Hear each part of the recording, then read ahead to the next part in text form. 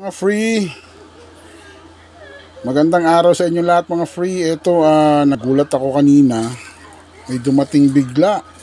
Kasi sa status niya, in-order ko to noong nakaraan. No? Akala ko nasa China pa. Meron kasing isang taong nagmamahal. Ayan, niregaluhan tayo. Ano kaya to? Pero minsan lang ako maglambing napagbigyan ako. Shout out sa'yo, maangko yan, alam mo na kung sino ka.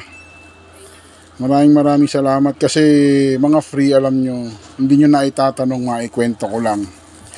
Yung ganitong tatak ng sombrero mga free, buksan ko na nga muna. Na-excite na rin ako Yung ganitong tatak mga free na sombrero, nasa abroad pa lang ang tatay ko nun. Actually, elementary yata ako nun.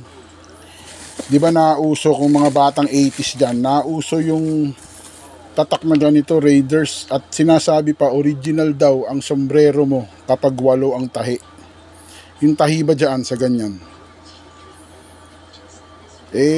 Pag nagpapabili ako sa tatay ko, nasa Saudi kasi tatay ko nun Ang sagot lang sa akin, hindi ko alam yan anak, hindi ko mahanap dito yan.